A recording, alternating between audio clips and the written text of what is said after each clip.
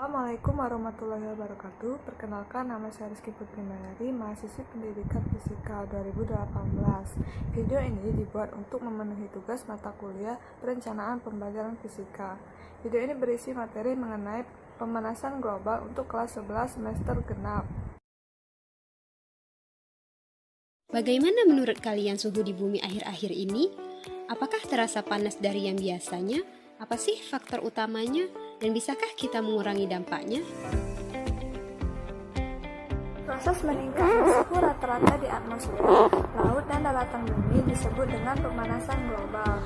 Suhu rata-rata global pada permukaan bumi telah meningkat 0,74 sampai dengan 0,18 derajat Celcius selama 100 tahun terakhir. Inilah mengapa bumi terasa semakin panas akhir-akhir ini. Pemanasan global tidak lepas dari gas rumah kaca. Intergovernmental Panel on Climate Change atau IPCC menyebutkan bahwa sebagian besar peningkatan temperatur rata-rata global sejak pertengahan abad ke-20 kemungkinan bisa disebabkan oleh meningkatnya konsentrasi gas-gas rumah kaca akibat aktivitas manusia melalui efek rumah kaca. Disebut gas rumah kaca karena sistem kerja gas-gas tersebut di atmosfer bumi mirip dengan cara kerja rumah kaca yang berfungsi menahan panas matahari di dalamnya agar suhu di dalam rumah kaca tetap hangat. Efek rumah kaca dapat terjadi karena adanya gas-gas rumah kaca yang ada di atmosfer bumi yang berfungsi sebagai perangkap radiasi thermal sehingga menyebabkan bumi semakin panas. Adapun gas rumah kaca terdiri dari 6 jenis gas rumah kaca, yaitu karbon dioksida, dinitrooksida, metana, sulfur heksaklorida, perfluorokarbon, dan hidrofluorokarbon. Gas-gas rumah kaca ini dapat terbentuk melalui proses secara alami dan juga dapat disebabkan oleh aktivitas manusia yang menghasilkan gas rumah kaca.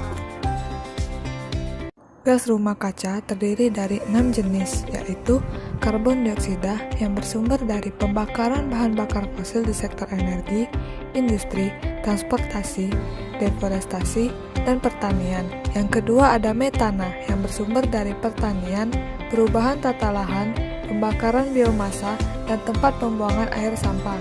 Yang ketiga ada nitrooksida yang bersumber dari pembakaran bahan bakar fosil, industri, dan pertanian.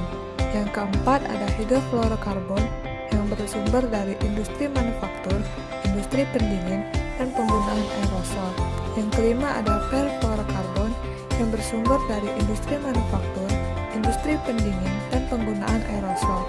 Yang terakhir ada sulfur heksaklorida yang bersumber dari transmisi listrik, manufaktur, industri pendingin, dan penggunaan aerosol. Ini adalah dampak dari pemanasan global. Dampak negatif dari pemanasan global antara lain mencairnya es di kutub. Pemanasan global berdampak langsung pada pencairan es di daerah kutub utara dan kutub selatan. Es di Greenland yang telah mencair hampir mencapai 19 juta ton. Volume es di Arktik pada musim panas 2007 hanya tinggal setengah dari yang ada 4 tahun sebelumnya. Pada tanggal 6 Maret 2008, sebuah bongkahan es seluas 414 km persegi di Antartika runtuh. Yang kedua adalah naiknya permukaan laut. Mencairnya es di kutub utara dan kutub selatan berdampak langsung pada naiknya level permukaan air laut. Para ahli memperkirakan apabila seluruh Greenland mencair, level permukaan air akan naik sampai dengan 7 meter. Cukup untuk menenggelamkan seluruh pantai, pelabuhan, dan dataran rendah di seluruh dunia. Yang ketiga yaitu perubahan iklim ekstrim. Pola curah hujan berubah-ubah sehingga menyebabkan banjir di satu tempat, tetapi kekeringan di tempat yang lain. Topan dan badai tropis baru akan bermunculan dengan kecenderungan makin lama makin kuat. Kamu tentu menyadari betapa panasnya suhu di sekitar kamu belakangan ini, yang berarti gelombang panas di bumi ini meningkat. Kamu juga dapat melihat betapa tidak dapat diprediksinya kedatangan musim hujan ataupun kemarau yang mengakibatkan kerugian bagi petani karena musim tanam yang seharusnya dilakukan pada musim kemarau ternyata hujan. Selanjutnya adalah habisnya gletser sebagai sumber air bersih. Mencairnya gletser di dunia mengancam ketersediaan air bersih dan turut menyumbang peningkatan level air laut dunia. Gletser-gletser dunia saat ini mencair hingga titik yang mengkhawatirkan. NASA mencatat bahwa sejak tahun 1990 hingga 2005, Jumlah glasir di berbagai belahan dunia yang hilang tidak kurang dari 8.000 meter kubik. Dan yang terakhir adalah penipisan atau kerusakan lapisan ozon. Gas ozon atau O3 terletak di stratosfer. Ozon berfungsi melindungi permukaan bumi dari bahaya sinar ultraviolet atau UV. Zat yang dapat merusak lapisan ozon antara lain gas klorofluorokarbon, terutama freon 11 dan freon 12 yang digunakan untuk industri, mesin pendingin, dan zat pendorong.